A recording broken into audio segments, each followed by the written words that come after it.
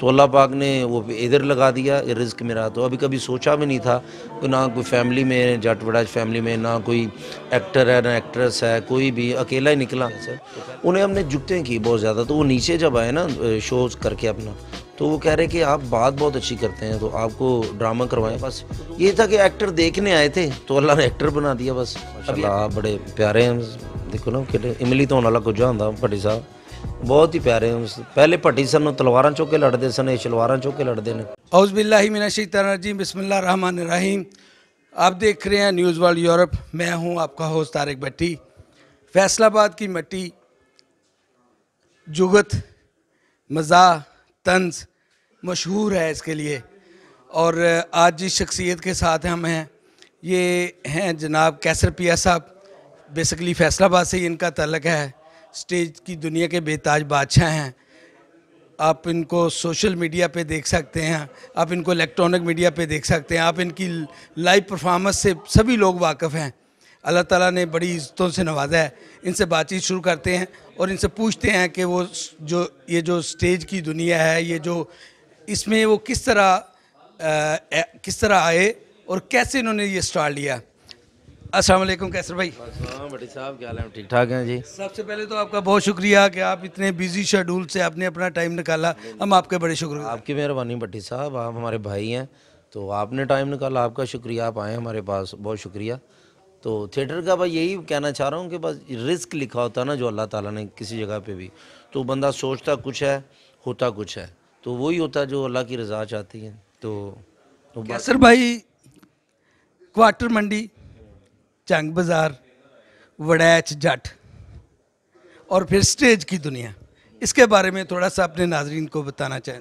नहीं, मैं ये नाज़रीन को पता ही है, मैंने काफ़ी मरतबा बताया कि क्वार्टर मंडी मेरी रहाइश, मसलन अभी भी रिश्तेदारी उधर ही है। तो मैं चला गया हूँ फैमिली को लेकर लाहौर, लेकिन घर अभी भी उधर ही है, कोई मसला नहीं है। तो बस ये काम जो करते थे, स्ट्रगल की बहुत ज़्यादा।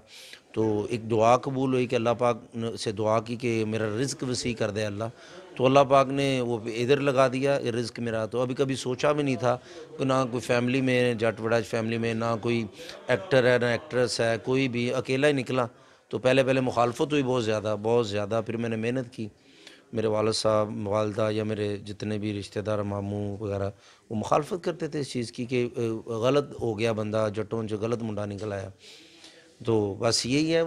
फिर स्ट्रगल की, 2-4 साल मेहनत की, जो याद किया कर किया, जुगतें की, बला बला जो बड़ों का अदब किया, तो आज आपके सामने ही है। आप जब इस फील्ड में आए तो कितनी मुश्किलात हुई, आपको कोई उस्ताद पकड़ना पड़ा या एक नेचुरल टैलेंट है जो आपका सामने आया।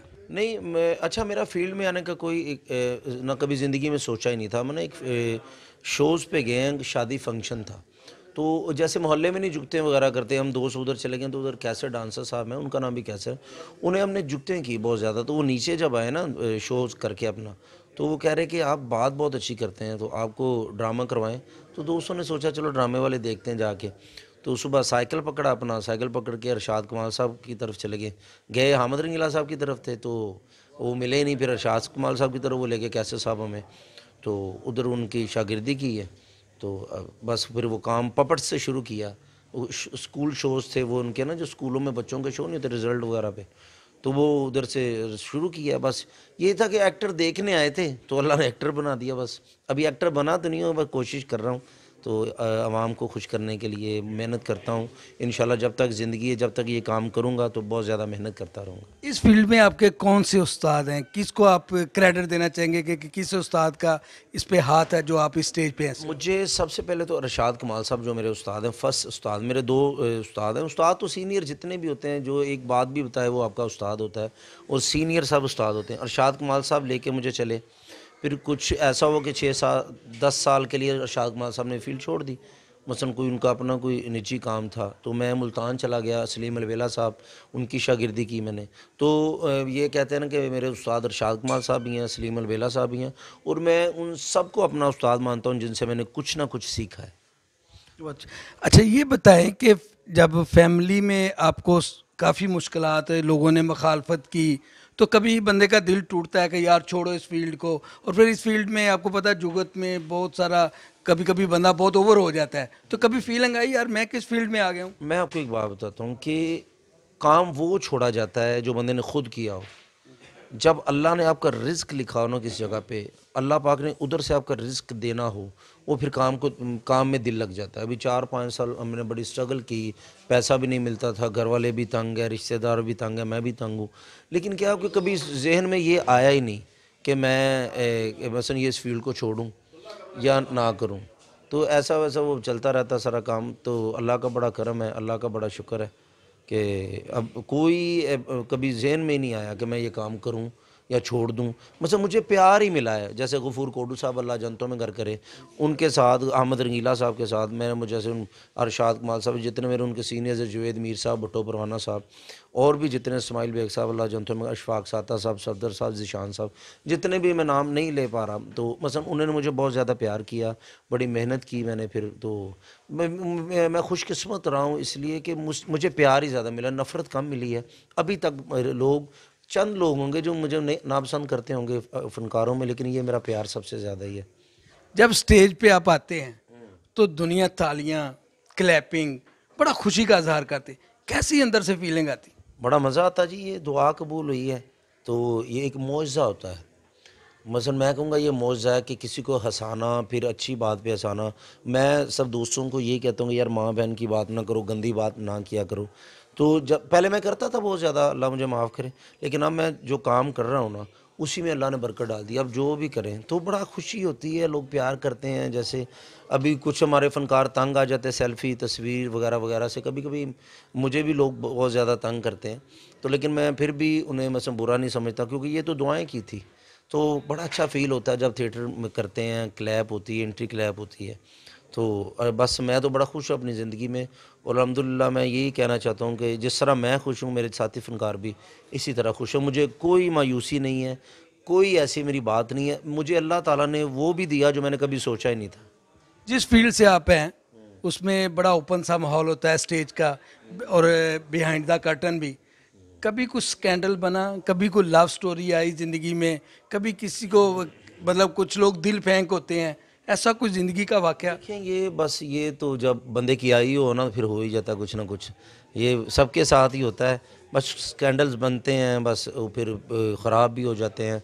तो शुरू शुरू में ऐसा होता है, बाद में बंदा जब मैच्योर हो जाता है ना, जब फील्ड का पता चल जाता है, जब पता चल जाता है अपनी इज़्ज़त रिस्पेक्ट का, फिर इन कामों से दूर ही रहता है।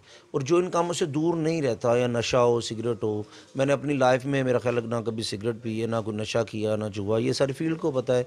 इसलिए सबको बता रहा हूँ कि ये काम करने के बगैर भी बंदा हिट हो जाता है। तो बस ये, बाकी प्यार मोहब्बत तो चलता रहा पहले तो, लेकिन अब अल्लाह का शुक्र है अपने बच्चों में, अपनी वाइफ में बड़ा अच्छे तरीके से खुश हूँ।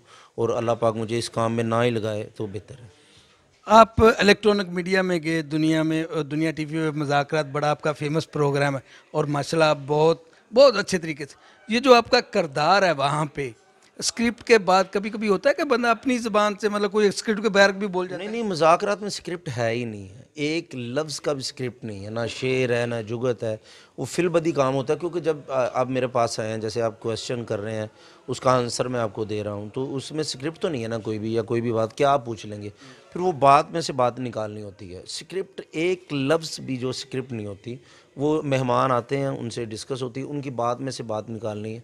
तो यही अल्लाह का करम है, बस वो निकल ही जाती है। बस एक रिज़्क लगा है, अल्लाह ने रिज़्क लगाया है, तो वो बड़े अच्छे तरीके से अंजाम हो रहा है। ज़िंदगी का कोई ऐसा वाक़या जो आप कहना चाहें कि यार वो मेरी ज़िंदगी के दिन वापस आ जाए? ज़िंदगी के दिन वो आ ही नहीं सकते कि जो मेरे बाप, मेरे वालिद साहब, जिनसे मैं बहुत ज़्यादा प्यार करता हूँ, अल्लाह उनको जन्नतों में कर दे। तो 1.5 साल हो गए वो हमें छोड़ के चले गए हैं इस दुनिया से।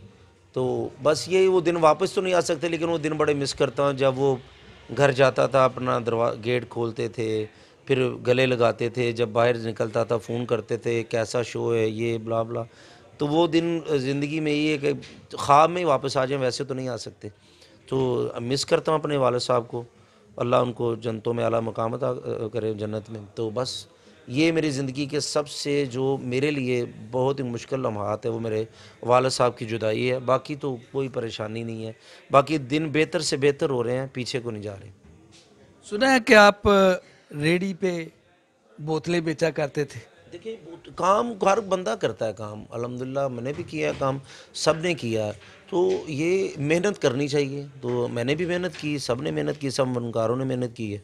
तो मैंने हर प्रोग्राम में ये बताया, सबको पता ही है। तो ये मैं स्ट्रगल करता था अपनी फैमिली के लिए, तो उन्हीं की दुआ से आज फिर अल्लाह पाक ने वो सब चीज़ों से कहा कि हट के अब एक इज़्ज़त दे दी, अलग से इज़्ज़त दे दी। अब अल्लाह का करम है, दुनिया की हर चीज़ वो मेरे पास है, जो बहुत से लोगों के पास नहीं है। कोई अपने नाजरीन के लिए कोई पैगाम, और कोई मैं चाहूँगा उससे पहले एक दो जुगते हो जाएं।